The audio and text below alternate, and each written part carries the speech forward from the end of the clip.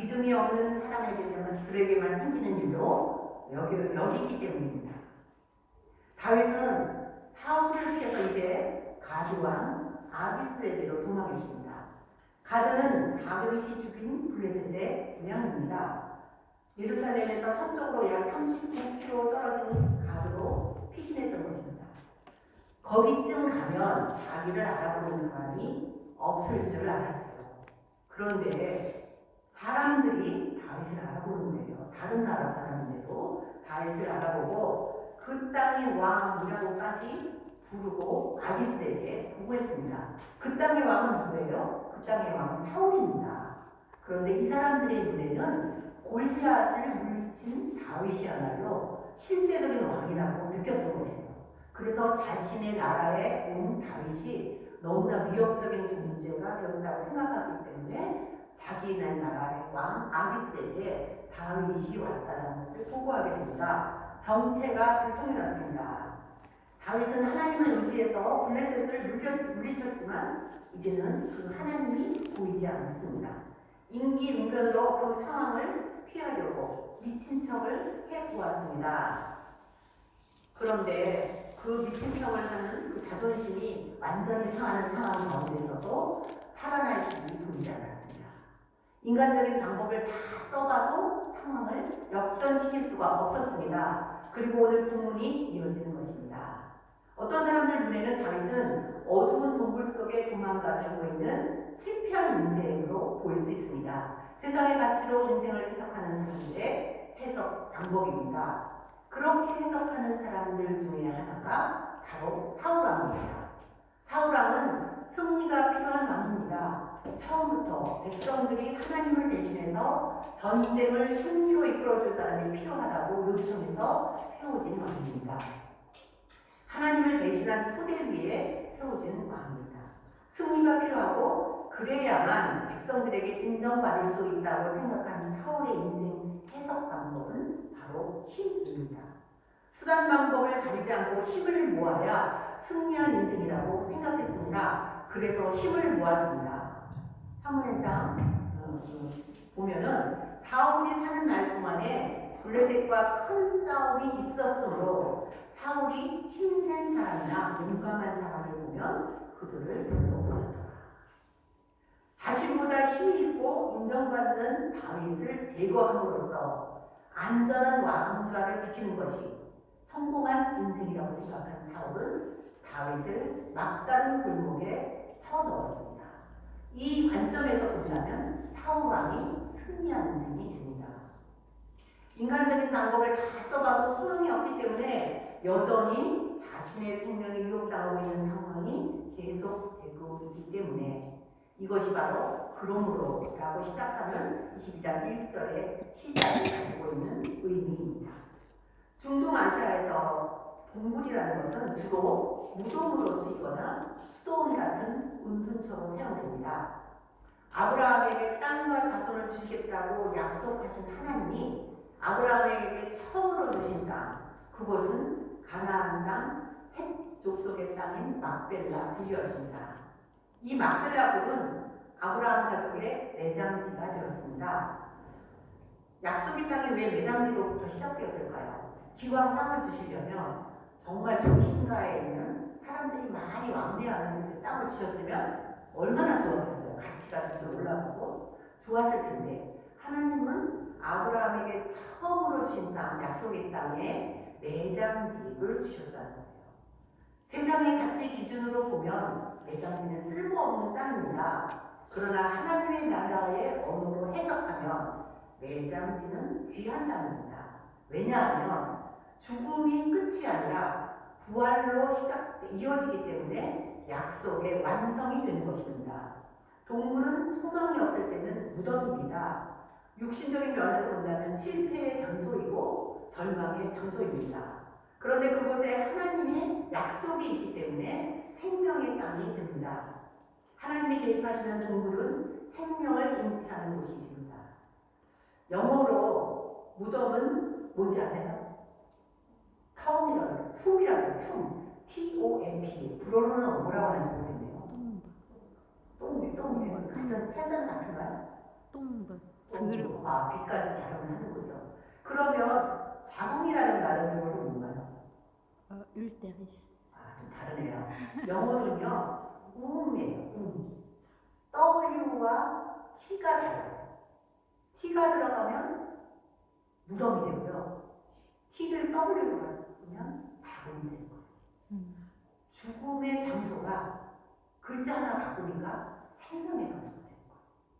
그러니까 우리는 본전의 양념같이 어느 곳을 보느냐에 따라 다르다는 거예요. 그래서 하나님이 주신 그 약속의 땅은 죽음의 땅이 아니라 자궁이 되는 것이고, 그것을 통해서 생명이 이어가는 약속의 땅이라는 것을 알 수가 있습니다. 다윗에게 동굴은 어쩔 수 없이 쫓겨 들어온 어둠이었습니다. 실패의 자리였습니다. 무슨 수를 써도 통하지 않기 때문에 항복하여 들어온 곳입니다. 그러나 그곳은 하나님이 가게 하시고 함께 계신 곳입니다. 하나님밖에 도울 분이 없음을 알게 되고 깨닫게 되는 자리입니다. 죽음의 법칙이 생명의 법칙으로 되는 곳입니다. 세상의 언어로 인생을 해석하는 자리가 하나님의 언어로 해석하는 희망의 자리로 변하게 되는 기적이 일어나는 곳입니다. 세상적인 언어로 보면 죽음의 동굴은 아둘람, 그 동굴인 아둘람이 어떻게 하나님의 나라의 언어로 바뀌게 되는가 한번 살펴보도록 하겠습니다. 첫째, 믿음을 통해서 바뀌게 됩니다. 다윗은 구원의 하나님을 믿었습니다. 그리고 기도했습니다. 어쩔 수 없이 조급한 마음으로 인간적인 방법을 다 써봐도 해결되지 않았습니다. 그것이 다른 해석이 아니었다는 것을 알게 되었습니다.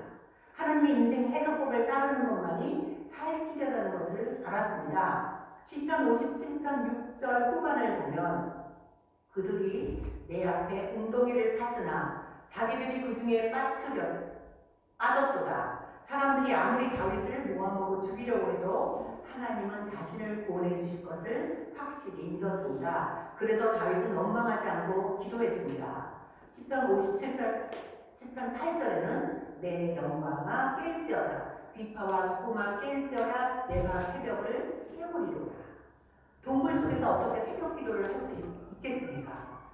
나무로 가려진 동굴 입구로 희미하게 빛이 들어오면 길을 찾아 동굴 밖으로 나갈 생각을 하는 게 아니라 하나님이 때가 될 때까지 기도하며 기다렸습니다. 또 다른 시편인 시편 142편은 다윗이 굴에 있을 때 지은 마스길, 곧 기도라는 부제가 붙어 있습니다. 그런데 기도의 과정이 흥미롭습니다. 1절, 2절을 보면 자신이 당한 고난에 대해서 그 억울함을 호소합니다. 그런데 3절, 4절에 되면 자신이 당한 고난에 집중하며 불평하게 됩니다. 그리고 5절, 7절에 이르러서 비로소 나를 구원하시는 주님께 간청을 합니다. 하나님, 내가 이렇게 부르짖습니다. 주님은 나의 마지막 기회, 나의 유일한 희망. 오, 제발 귀를 기울이소서. 이렇게 바닥까지 떨어진 적은 없습니다. 나를 뒤쫓는 자들에게서 나를 구하소서. 나는 저들의 상대가 되지 않습니다. 이 지하 감옥에서 나를 빼내주시고 사람들 앞에서 내가 주께 감사하게 하소서. 주님의 백성이 나를 휘둘러쌀 때 주께서 내게 복을 소낙빛처럼 쏟아 부으실 것입니다. 재앙이 지나갈 것이라는 소망은 기도를 통해서 생깁니다.